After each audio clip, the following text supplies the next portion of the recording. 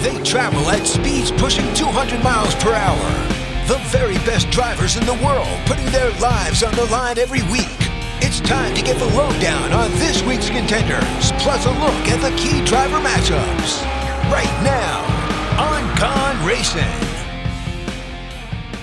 Welcome back into another edition of Gone Racing. Jeff Motley and aside Wyatt Tomchek today. Wyatt has come from behind the glass, sitting in for Brendan Gaughan, who couldn't make the show today. Wyatt, welcome to the show. Thank you. I wasn't expecting this morning. I got a call from Isaiah, and I know if you get a call from Isaiah, something's wrong. So he called me, said, hey, we need to fill in for Gone Racing. I was on the 15. I didn't get to dress up in the South Point stuff, but I did my best. Well, you're doing your best to represent the Rebels. That's right. So we got the UNLV shirt going on. Well, we're glad to have you on this side of the glass.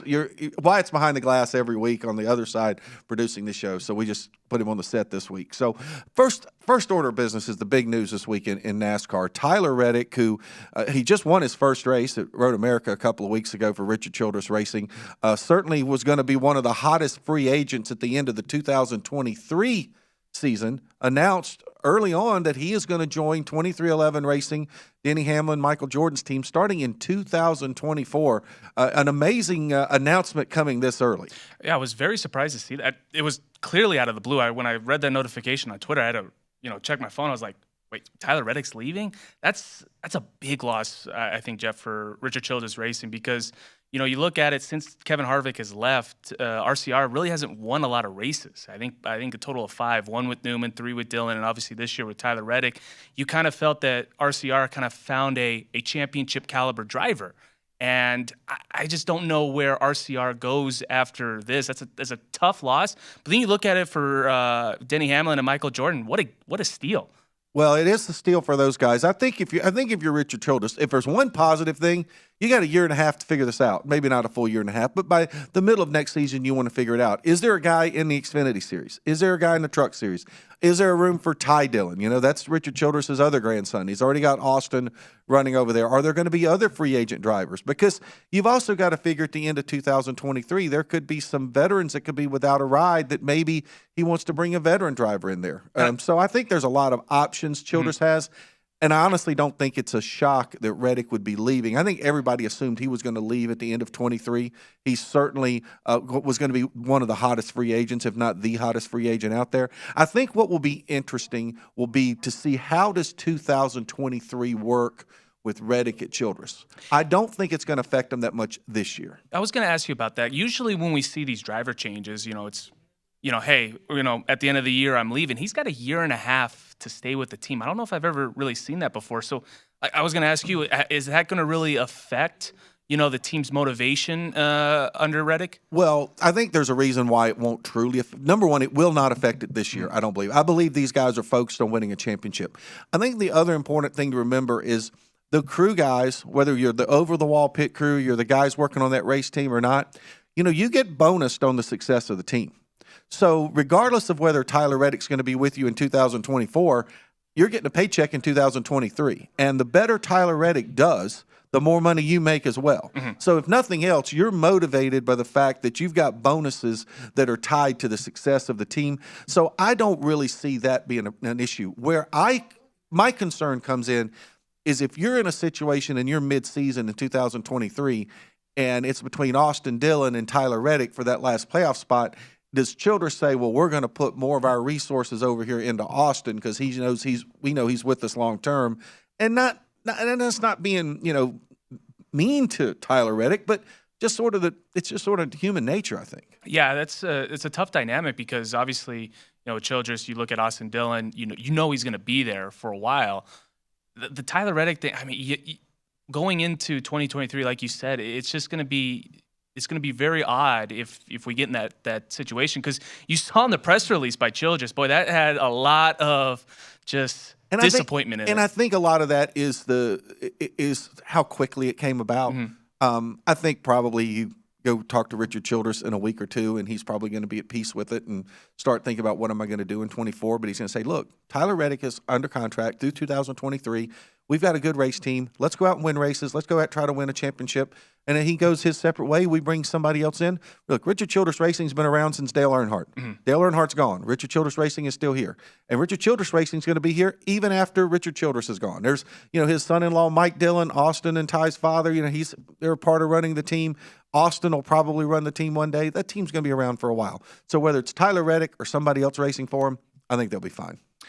Yeah, that was another thing I was thinking about because, another, a historic organization, you kind of thought, what's going to happen with them was kind of Roush, then when they kept kind of losing. A lot of teams like Joe Gibbs, Jack Roush, Yeah. Rick Hendrick, Richard Childress, Roger Penske. None of these guys are getting any younger, but I think they're all putting in good succession plans that you see out there. Yeah, and then I was going to ask you, if you were, 2024, just based on the Xfinity talent, who would like to see with RCR? Who do you think they will try to get?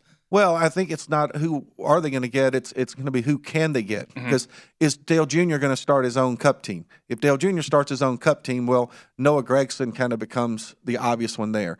Colleague Racing is probably going to have another full-time team. Maybe A.J. Allmendinger wants to go that route. So I think that's what Childress has got to figure out is who necessarily is going to be available. And is it sponsorship money coming to the table, or is Chevrolet going to jump in and say, we want to hitch our wagon to somebody? Because there's also some guys in the truck series. Zane Smith, Ben Rhodes, a couple of young guys. Zane Smith especially. Zane Smith's going to get a ride somewhere. I just think that's going to happen. So we'll see how it goes. All right. The news is over. Let's talk about last week's race a little bit in Atlanta. What an exciting race in Atlanta. It was the second race with the new car at Atlanta Motor Speedway. Chase Elliott, the hometown favorite, he won the race, but my goodness, if there's one guy you got to give a shout out to, it's Corey LaJoie. He was right in the thick of it, right to the very end. He ended up crashing out, actually took out Kurt Busch on the last lap and brought the caution out where Chase Elliott won the race. But that was a heck of a race last week, and Corey LaJoie kind of showed that if he's in the right position, he can handle the car. Yeah, I felt so sick for Corey LaJoie after that wreck. I felt, he ran such a great race, such a perfect race, was up in the front for a good portion of it, that at least he should have been able to finish. It's so tough to, you're looking at the lead on the final lap, and you end up 20, whatever he was, and the car's all destroyed. So that was a tough pill to swallow, and I feel for Corey LaJoie, but I think he did show that he's got some talent, he's got some skill, especially in these plate races. Yeah, nothing worse than being the first guy to see the white flag and never see the checkered. That is never a good feeling. But Chase Elliott was the winner. He became our first driver to get his third win of the season. Did it, like I said, at his hometown track. A lot of emotion for him. I thought his interview after the race, he talked about how he's seen other guys, whether it's Jimmy Johnson winning at Fontana, Kurt Busch winning in Las Vegas, guys winning at their hometown track, what that means to him. And he was a double-digit. Of course, everybody last week was a double-digit favorite to win, but he was a 10-1 to win, plus 350 for a top three. The other two guys, top three, Ross Chastain, who I think that's what back-to-back runner-up finishes at Atlanta for him, a plus 350. Austin Cindric really rallied. They were kind of out to lunch early in the race. He came in at a plus 600 for a top three. And I tell you, when you look at a lot of the names in the top 10, Eric Jones 4th, Daniel Suarez 6th, Justin Haley 7th, Eric Almirola, Cole Custer, and Harrison Burton, who actually led part of this race. A really interesting mixed bag of drivers. You don't see Kyle Larson. You don't see Kevin Harvick. You don't see Kurt or Kyle Busch or Denny Hamlin. It's pretty amazing, the guys that are up there. That's why I love, the plate racing, quote unquote plate racing. It was such a fun race, and I got to give a tip of the cap to Atlanta. The way they changed the track, these two races that they've had this year, Jeff, have been absolutely phenomenal, and it evens out the playing field for us as bettors. It makes it really tough. You'll see on all of our picks. That's why that last wreck really was hurtful. It was hurtful for both both the pit crew as well as for myself, because I did have Kurt to win his group, which he was winning. You had Kurt, I believe, to be the top Toyota, we had, which he was going to be. Yeah, we had that. We also had Blaney top Ford. So it was that last wreck wasn't beneficial for us, but it just really, I like the style of racing. I like what Atlanta has done because it evens out the field. You really don't know, who's going to win. There were a lot of different contenders, and Chase Elliott's battling it out there with Spire Motorsports and Corey LaJoie. Like, I love that it's such a crapshoot. each plate Wow, race. I wish Brendan was here to hear the word crapshoot. He loves when I say crapshoot. He gets so mad at me. So I'm glad you said that too. But it was. If Corey LaJoie wins, you can't call it anything but a crapshoot, right? That's right. I mean, gosh, if we would have picked him instead of Ricky Stenhouse, Picker would have been floating in money. Or well, really if he'd made it to the checkered won. flag. Other props: Chase Elliott also was a plus 550 as a top Chevrolet. Austin Cindric was the top Ford. He was plus 700. Martin Truex Jr. ends up being the top Toyota. A guy had a chance to win, and all of a sudden he went to the back like an anchor there at the end of the race. But all the other Toyotas had wrecked out. Hamlin had gotten wrecked out. Kyle Busch got wrecked out. Kurt Busch gets wrecked on the last lap. So Martin Truex Jr. finishes 11th in the race, but he comes in plus 500 and pays off some points. How about Brendan? He made 3 top Fords, made an audible for a 4th, and still didn't get the top 4. Yeah, and even the one that he audible didn't even come in. So even if we had given him his original picks, that didn't come in either. Well, let's take a quick look at our point standings now. Chase Elliott, I think, has certainly pretty much become the favorite, I think, to win the championship, even though he's not first in points right now. He's first in the standings. He's not first in the total number of points, I don't believe. Actually, he is. He's at 684 now. So he has 3 wins. Chastain, Logano, Byron, Hamlin all have 2 wins. But the guys right now on the outside looking in, they got to be a little nervous. Kevin Harvick is sitting back there outside the playoff race. He's 19 points out, then Eric Almirola. And those 3 guys, Ryan Blaney, Martin Truex Jr., Christopher Bell, are 14, 15, 16. But they got to be a little nervous because they don't have any wins. Yeah, I mean, you look at it for Ryan Blaney. What a season he's had. 7 top 5s, 10 top 10s, but he's sitting there 14th in points. If a couple guys get lucky here, could Ryan Blaney miss the playoffs? Well, I think it makes anybody nervous, especially when you consider the fact we've got 2 road course races coming up and we've got Daytona coming up as we come down the stretch. So we'll get into talking about this weekend's race in Loudon, New Hampshire when we come back on Gone Racing. We're looking forward to the Magic Mile up in New England this weekend.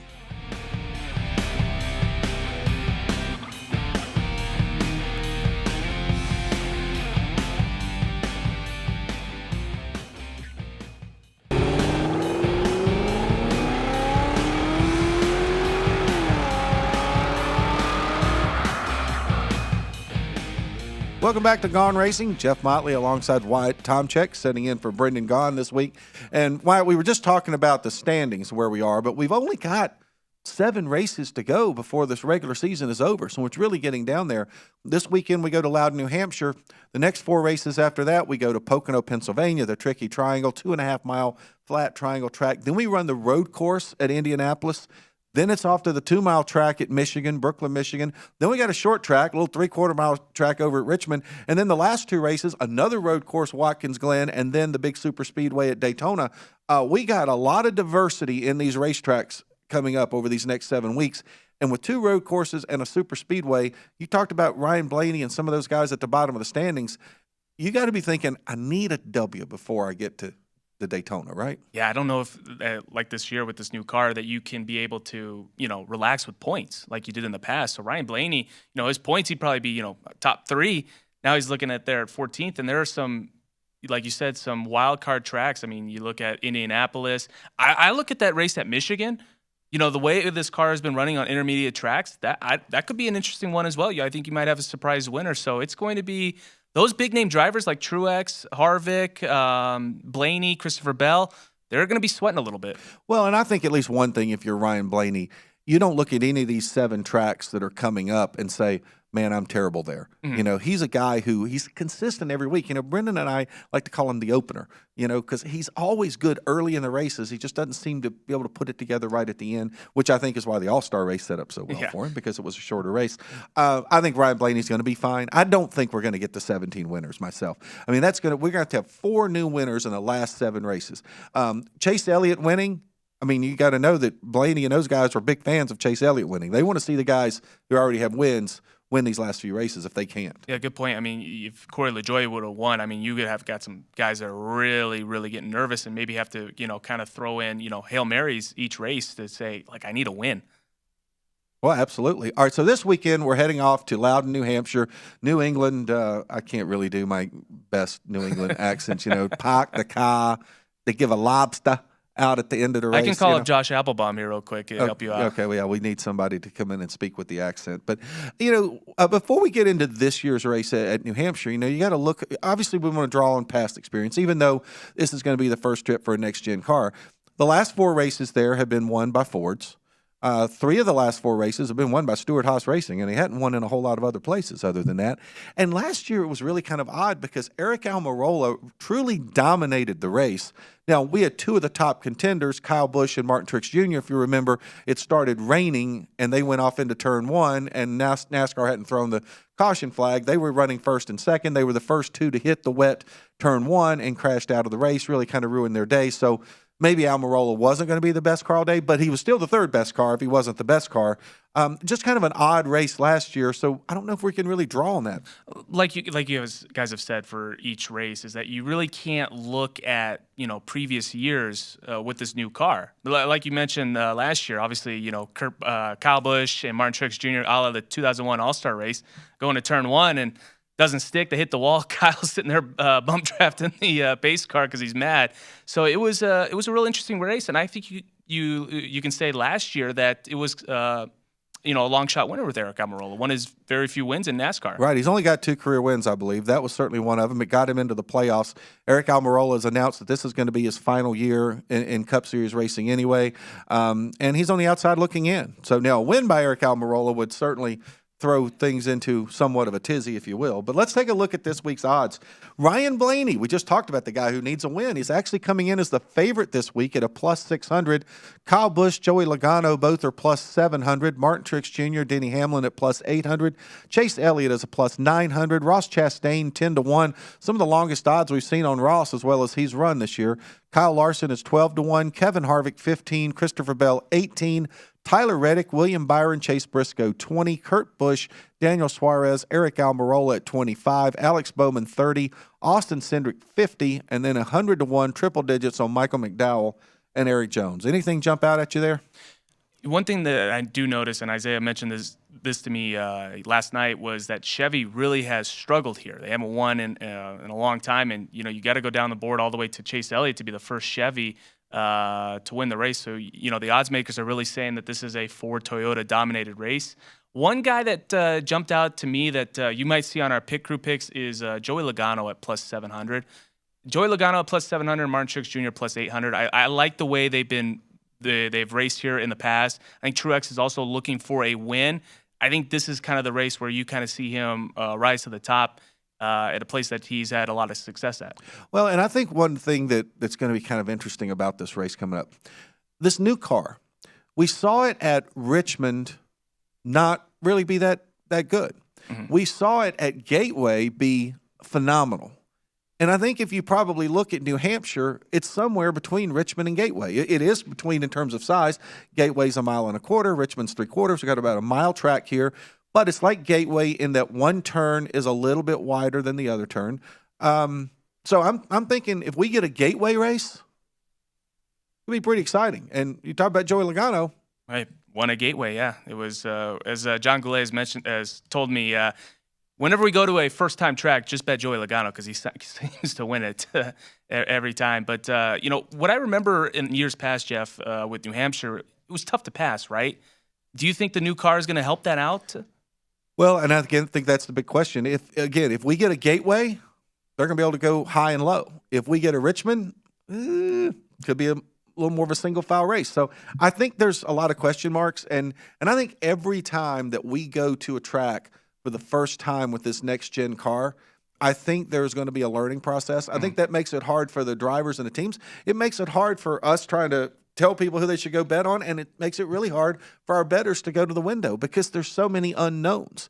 Just like talking about the lack of success for the Chevrolets. Well, I look at those odds right there, and you're going to tell me I can get Chase Elliott at a plus 900, Ross Chastain at a 10-1, and Kyle Larson at a 12-1? It's really, really hard to leave, all 3 of those guys sitting on the board with those kind of odds, considering the fact there's like 6 guys ahead of them. You mentioned Kyle Larson. Could you imagine at this point of the year last year, you're getting him at 12-1 odds? You'd be jumping on that in a heartbeat. Yeah, I wouldn't have given you anything that he'd only won one race at this point this year, too. Yeah, that's pretty shocking, too. Now, let's look at some of the longer odds on this week's race. We talked about a couple of the 100-1 guys, McDowell and Eric Jones. Chris Buescher, Bubba Wallace, Brad Keselowski, and Austin Dillon also are coming in at 100-1. And really, really big numbers on some guys. Ricky Stenhouse Jr. is 250. And so Justin Haley had a 7th-place finish. He's also got a top 3 earlier this year, coming in at 250. Cole Custer, A.J. Allmendinger, 250. I personally don't really see anybody on the triple-digit side being able to pull off the upset, but you never know these days. The only ones that really kind of jump out with just speed, obviously Bubba Wallace. We've seen him have some good runs this year. Unfortunately, the pit crew hasn't lived up. They've had a lot of bad luck. Another guy that jumps out, maybe just with the experience, and since Isaiah's sitting behind the glass, Brad Keselowski, who finished 2nd here last year. Isaiah hates when I try to bet Brad, but obviously Brad's got the experience. He knows how to get around this track.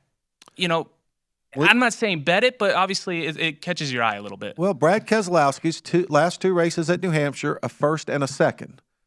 Now, Brad Keselowski, the last 2 races at New Hampshire, driving for Penske. Yeah.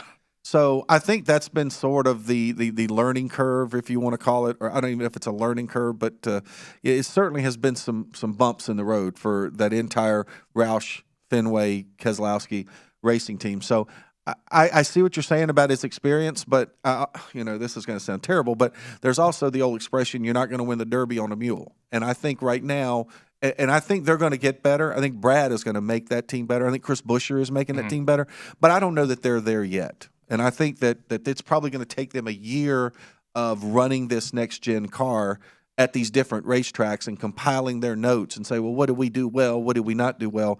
Before I'm ready to go jump in on the It's like a learning curve with Michael Jordan and Denny Hamlin, 23-11, right? I think there was some of that last year. They were very fortunate, to get the 1 win with Bubba Wallace last year. That was actually, I think, the rain-shortened race at Talladega, which worked out in their favor. But I think they did get those notes. I think the other thing is you also bring in a driver for 23-11. You brought in a driver like Kurt Busch, and Kurt comes in with such a wealth of knowledge, so much experience. And also, let's not forget, Kurt was one of the drivers who did the most testing of the next-gen car of any other driver out there. And I think when you combine what they learned last year, Denny's expertise himself, bringing in some of the veteran crew chiefs like they brought in, and that Kurt did so much testing of that car, I think it's all come together for 23-11 racing. I'm not so sure yet that the RFK team has gotten right there where they need to be. Gotcha. So, but we'll see how that works out. I mean, and I think that's going to be the one other thing that we're going to start seeing as we get into the second half of the season. We are going to start going to a number of these racetracks for a second time. And I don't think you're going to always be able to look at what happened in the first race and base off of that, because these teams are going to compile notes. And I think these teams will get better. So we'll see how that works out. Okay, when we come back on Gone Racing, it'll be time to start breaking down our top 3, and we'll start talking about our head-to-head matchups for this weekend's race at New Hampshire Motor Speedway.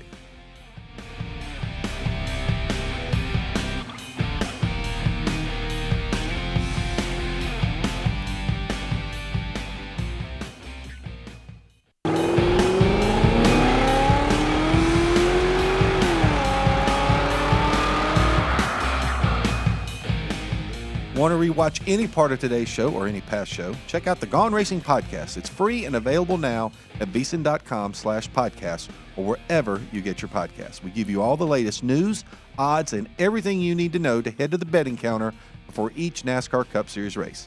The Gone Racing podcast is free and available now at VSiN.com/podcast. And while you're there, catch up all the other VSiN shows as well. Jeff Motley, Wyatt, Tomchek sitting in for Brendan Gahn this week. My grammar is not very good today. I'm off to a rough start. So. How about this full circle? Back in college, I interned for you, during the races at Las Vegas Motor Speedway. Now I get to co-host with you. Yeah, that is pretty awesome. Yeah, if you guys don't know, Wyatt, gosh, was about 8, 9.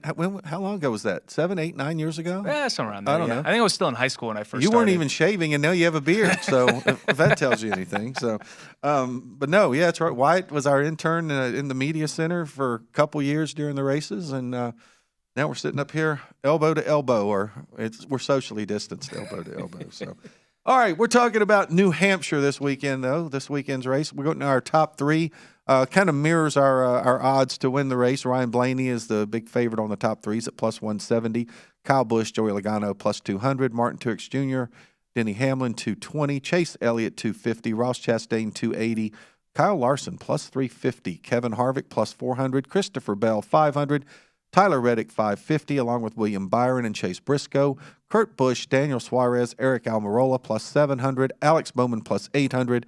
We get into our double-digit guys, Austin Cindric 13-1, Eric Jones 25, and Chris Buescher 25. And one thing, Wyatt, I'll say, and I'll throw it to you for comment. We've seen a lot of guys, like seeing each race, there's a double-digit guy almost that creeps in there. And then we didn't have that at Atlanta because we had very few double-digit top threes because I think everybody knew, as we said earlier, a crapshoot. You really know what's going to happen. Well, here, there's some guys there for double-digit numbers that it wouldn't surprise you if they snuck in there. No, not at all. I mean, like you said, there have been some very impressive long shots that have made the top three. But I will say, for our pit crew picks every week, this is always the market that's kind of tough for me. We hit on it once with Joey Logano, but when I look at this, I'm like, one, the numbers aren't all that good. If you want to bet those first 9 guys, just bet their groups. And, so for the guys that I'm looking at here, top three that I might be interested in, I just look at what team they're running for, like an Alex Bowman with Hendrick, and Eric Almirola with Stuart Haas, Daniel Suarez, guys like that, hey, if they get, their stuff right, they know they have top tier equipment that they can potentially get in the top three. But this market is just so tough for me personally to try to find that right pick. Well, and I think if Brennan here, we would be saying the same thing, that when you look at the odds to win your group, and in your group, you've only got to beat three drivers. Mm-hmm. Here, you got to beat 33 other drivers to get into the top three. Now, granted, 10 of those guys are not you're going to beat them unless you blow an engine or get in a crash or something like that. But you're exactly right. I mean, now at the same time, I look at that and I see a plus 350 on a Kyle Larson. I see a plus 550 on Tyler Reddick and William Byron. Now, those are guys that I'm not surprised when they run top three. In fact, I expect them to contend for the win of the race. So I think those are some really good numbers on a few of those guys there, maybe better so than their groups. But I don't think you could really go for the guys like Ryan Blaney, Kyle Busch, Joey Logano. You're much better off to look into their groups. Yeah, and then as you mentioned with those guys, all those guys really had in common was they're all Chevys. Goes to show what the odds makers are thinking about the Chevy drivers here in New Hampshire. Yeah, you're exactly right. But there's a part of me that says 2 words, next gen. And I think next gen is sort of changed a little bit of that. And I think a lot of this is just based on history, past results. And, of course, this is the 4th consecutive year that we've only had 1 race at New Hampshire. So our number of data points has shrunk from when we were running 2 races there. So we've gone from 2 races to 1 race. We've gone from one type of race car to this next gen car. I just think there's so many different variables right now that I think maybe there's a chance to make some money on a flyer somewhere out there. All right, let's take a look at our driver head-to-heads. And Brennan and I usually don't go through them one at a time. We just kind of look at them in a blanket. And I think there's some interesting numbers that we've got out there. Kyle Larson is plus 120 against Denny Hamlin, and he's plus 120 against Martin Truex Jr. Those two immediately kind of leap out at me. It's like that's part of that discounting the Chevys for the Toyotas. It's hard for me to see Kyle Larson sitting there at a plus 120 against Martin Truex Jr. and think, shouldn't that be the other way around? Yeah, I mean, with obviously what we saw in years past with how well Kyle Larson is, you're like, I got him at plus money against a guy. Truex is one. It's kind of falling off just a little bit. You want to jump on that every day. Even, when I look at a Chase Elliott over Denny Hamlin, we know Elliott's been on a hot streak here as of lately. And really what's hurt Denny, he's got the wins, but he has a lot of bad luck, had a lot of bad finishes. Like we saw at Atlanta, he just gets caught up in a lot of unfortunate mistakes. So that's another one that I would be keeping my eye on. Well, you keep your eye on Denny Hamlin anytime he's around Ross Chastain because you never know what's going to happen these days. So, but you talked about Chase Elliott. He and Kyle Larson exact same numbers. They're both 120 to Denny Hamlin's minus 140. They're both plus 120 to Martin Truex Jr.'s minus 140. And I think those probably, when I look at these driver head-to-heads, those are probably the two that leap off the page at me the most, or two. I guess it's really a total of 4, but it's 2 drivers there in Chase Elliott and Kyle Larson. I'm like, don't be discounting these Hendrick cars just because the Fords have dominated here at New Hampshire for the last 4 years. I'm not ready to throw the towel in on those Hendrick cars. You never, like you said, never discount Hendrick Motorsports, one of the greatest teams in NASCAR history. You always gotta respect their value. Absolutely. All right, let's turn our attention over to our group matchups now. Group A is a really a powerhouse matchup. It typically is. Ryan Blaney and Kyle Busch are both coming in as co-favorites at plus 260. Ross Chastain is a plus 280, and Joey Logano is the dog in that group at plus 285. Now, a couple things that jump out at me on this one. One is that Blaney is a favorite over Kyle Busch to win the race and to get a top 3, but they're tied in their group. So it seems to me like there's a chance to do something right there. Yeah, I mean, looking at that group there, Jeff, I'm kind of, I'm interested in Blaney and Busch. I'm really looking at that long shot of Joey Logano. You know, like and that was my second point. Yeah. Sorry about that. No, that's good. Yeah, but you know, like I said, Joey, you know, with a lot of success there, and I can get him at a plus 285. That's a really nice number. Well, and that goes back to we're going to say, okay, are the Fords going to be dominant? Now, obviously, Ryan Blaney's in a Ford too, and Joey Logano is his teammate, but you're getting a bigger number on Joey Logano there, plus 285. I don't like that. You might see that in the pit crew picks. Yeah, you could see that in my picks too, you know. And I've already made my picks, so I'm just saying. So is the pit crew, so we're good. All right, taking a look at our Group B, Denny Hamlin and Martin Truex Jr., those two Toyota drivers that we were talking about just a little while ago. They're the co-favorites in that group at plus 250. And the two long shots are the other two guys we were talking about, Kyle Larson and Chase Elliott, both coming in there at plus 295. And this is, you know, like we said, if you're high on Hendrick here in this race, this is a group that you love to just bet Kyle Larson and Chase Elliott. Good odds there. Denny, like I said, you just don't know what you're going to get with Denny. A lot of bad luck. I would kind of go away from him. Martin, I would understand if you wanted to go with him, but if you really want, you know, like I said, if you're big on the Hendrick guys, you want to win a little extra money, Kyle Larson and Chase Elliott are the two picks. I agree with you 100% on that. And I think when you look at them being long shots in Group B, so let me get this straight. Kyle Larson, the defending Cup Series champion, Chase Elliott, who's the hottest driver on the circuit right now with the most wins this year, are not only in Group B, but they're the underdogs in Group B. Bet them is the way I look at it. I think you should go. And look, you could probably make money if you bet both of them. You're going to lose one, but I think those two guys are better right now than what we're seeing out of Denny Hamlin and Martin Truex Jr. Are taking a look over at Group C, William Byron and Christopher Bell coming in at plus 250.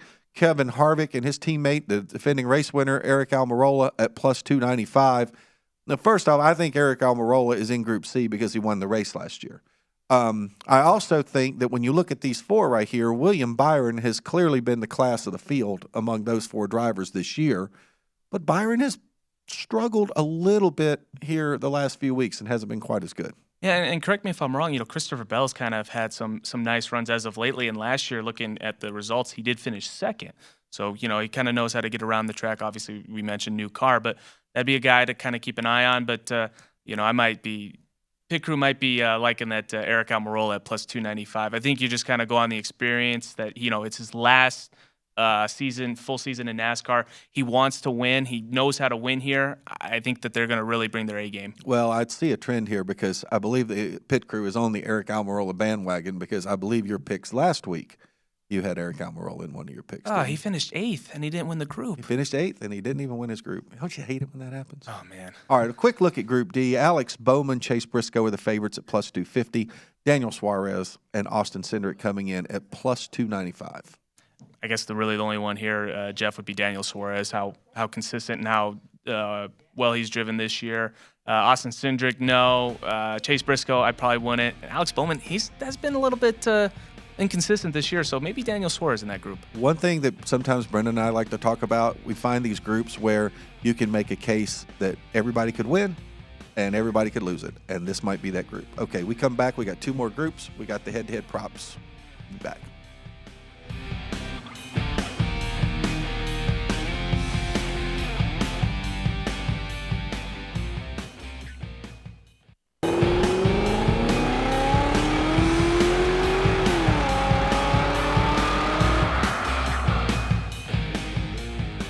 Welcome back to our final segment of Gone Racing. Jeff Motley alongside Wyatt Tomchek sitting in for Brendan Gone this week. And we are talking about this weekend's Ambetter 301 at the Magic Mile in Loudon, New Hampshire.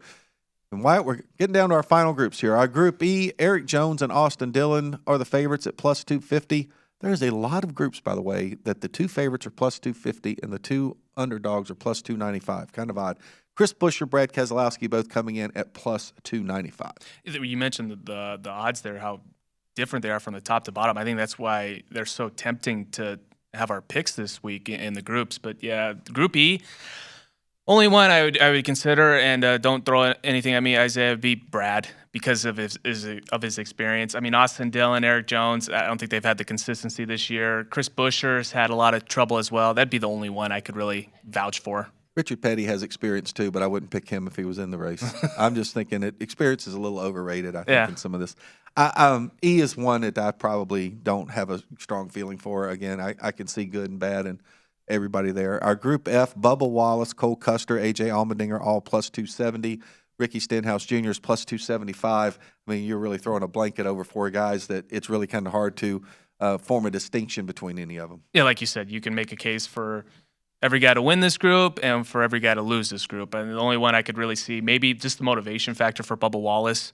Obviously, the pressure's been on him. Obviously, he wants to win, but he also got to get the finishes at a more consistent rate. Obviously, changing the pit crew. That'd probably be the only one for me that I'd look at. It was interesting. You mentioned the change of the pit crew, and he kind of really got Christopher Bell's crew. Christopher Bell got his crew, and which one left the pits without a tire on last week? Christopher Bell. Hey, no one got suspended though. No, because he never really he never got off the pit road. So, all right, let's take a look at our manufacturer props. I think I said head-to-head props when we went to break, but then again, I got no backspace key when you're on TV, so or radio or podcast or whatever it is. So it happens. You have a Freudian slip, if you will. Okay, our top Chevy prop, Chase Elliott's the favorite at plus 300. Ross Chastain is 350. Kyle Larson is 400. And then it's a pretty big drop there. Tyler Reddick, William Byron at 750. Suarez is 10-1. Bowman 11. And then a really big gap. Eric Jones is 50. Austin Dillon is 50. Stenhouse, Haley, Allmendinger, all 100-1. Corey LaJoie, who was in the thick last week, he's 200-1. The two things that get me is those are big numbers on Reddick and Byron in particular, and a pretty big number on Bowman. Yeah, like you said, William Byron, has had some good consistency this year and not some good consistency. Tyler Reddick is, 2 weeks ago won a race at Road America. Those are guys that obviously pop on that board there with some value. And, Alex Bowman. I've been high and low on him. He has had a lot of bad moments with Hendrick, but when he's on it, that team can run near the front. So is it going to be this race? You don't know, but at 11-1, that's a nice price there. And Bowman's one of those guys that just seems like here we are, 50 to go, and he's in the top 10. Mm-hmm. He's just always you don't hear from Alex Bowman all day long. There's 50 laps to go, and suddenly he's 8th, he's 9th. And the next thing you know, he made a good pit stop, or he passed a couple cars, or somebody wrecked in front of him, or cut a tire. Next thing you know, he's top 5. There's 25 to go. Where'd he come from? He does that a lot. Well, as Kyle Busch kind of said, he kind of backs into wins with a little bit less bad words than that, but that helped him out for T-shirt sales. But do you know what? You got to be in it to win it. That's right. And so, even when he won in Las Vegas, Kyle can say he backed into it how he wanted to. Well, he had to be there. There was 35 other guys out there that didn't back into that win. So, I think you don't win these things necessarily by accident. Maybe you're out when the rain starts. You get a few. Buescher got to win like that. David Ruderman got to win. Bubba Wallace got to win like that. But at the end of the day, for the most part, if you're winning and the checkered flag is waving, you did something right to get there. All right, let's take a look at our top fours. Ryan Blaney, a big favorite there at plus 180. Joey Logano plus 220. Kevin Harvick's plus 500. Chase Briscoe plus 750, Eric Almirola plus 950, and then we got big numbers. Austin Cindric's 20-1, Chris Buescher, Brad Keselowski at 40, and a bunch of guys into triple digits we don't really need to go into. I think they're pretty much saying it's going to come down between Blaney and Logano. Yeah, that's wow. Ryan Blaney at plus 180. If you're really high on him, just go bet him either to win the race or win his group. Absolutely. Yeah, I would stay away from this one. And then looking at our top Toyotas, Kyle Busch, heavy favorite there at plus 220 with Martin Truex Jr. plus 260 along with Denny Hamlin. And then a big gap. Christopher Bell is 650. Kurt Busch, who has been the top Toyota a lot this year. Except when we picked him last week. Except when we picked him last week, which he was going to be the top Toyota if not for Corey LaJoie wrecking. So it wasn't like he ran himself out of that position. Kurt Busch is plus 900, and then Bubba Wallace at 50-1. This one here, it's, I really don't see any value with the top three. I guess if Christopher Bell has had some good runs as of lately, as I said, that'd be the guy that catches my eye. But really nothing here on the official picks.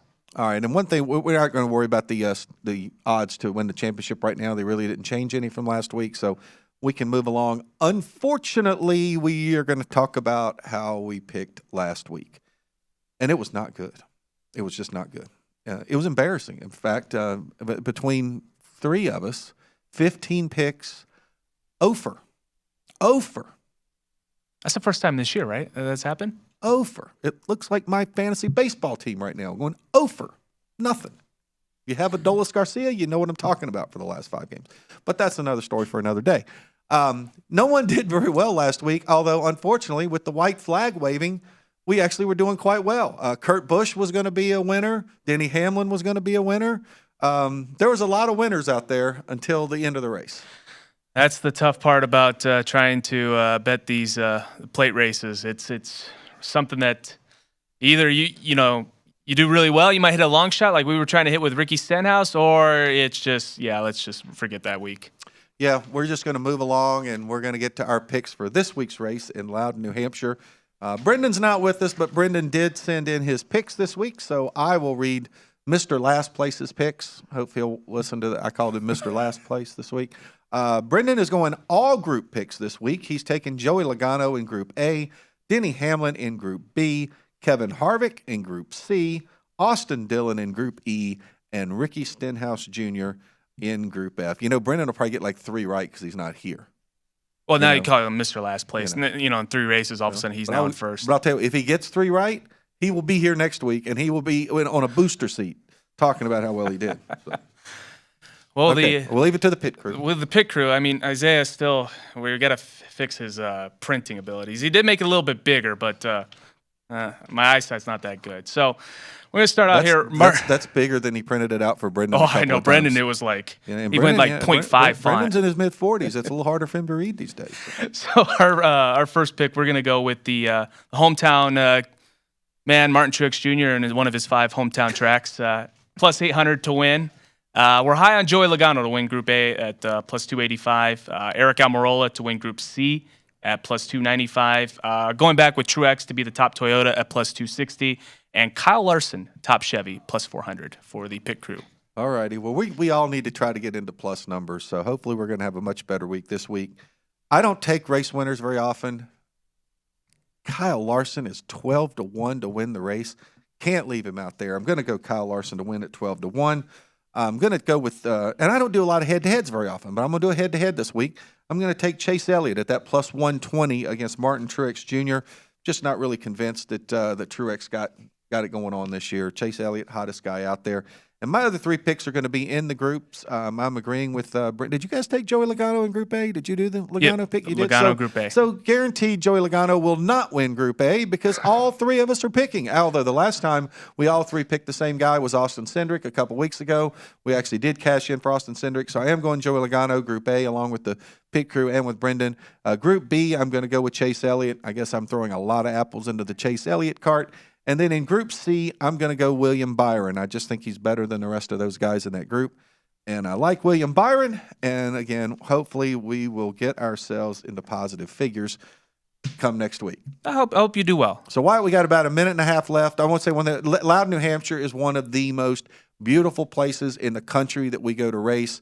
The track has it has got an incredible history up there. We've had some amazing races. We've had tragedy at New Hampshire. We've had some of the most exciting races ever. We've had a lot of drama. So I'm really looking forward that we're going up there to the Magic Mile. It's the one trip each year that they go up to New England. Great market for racing up there. Yeah, I'm excited. With this new car, we don't know how it's going to handle with the track. And we've seen some really fun races at tracks that necessarily weren't all that, fun to watch in recent years. So I'll be interesting to see. I remember with New Hampshire that it's really, really tough to pass, if I'm not mistaken. So I want to see, how the new car might make that a little bit better. Yeah, one thing about New Hampshire, I guess it's kind of like I call it Martinsville on steroids, because it's got the 2 long straightaways, and as turns go, they're fairly narrow. Like, they're not nearly as wide and sweeping as, say, Phoenix's turns or Richmond's turns or even Gateway's turns. So I think that's going to be a little bit interesting to just see how they can maneuver a brand-new racetrack with the next-gen car. It'll be interesting to see, and hopefully it's a Martin Truex Jr. win. Well, there's going to be a lot of racing up there this weekend. I think that's the other thing that's going to be interesting. You got the Modifieds are going to be racing up there, which is one of the great shows up in New England and the Northeast. And anytime you have the Modifieds, they put a little different kind of rubber on the track. So that could certainly make things a little bit more interesting, a little bit easier.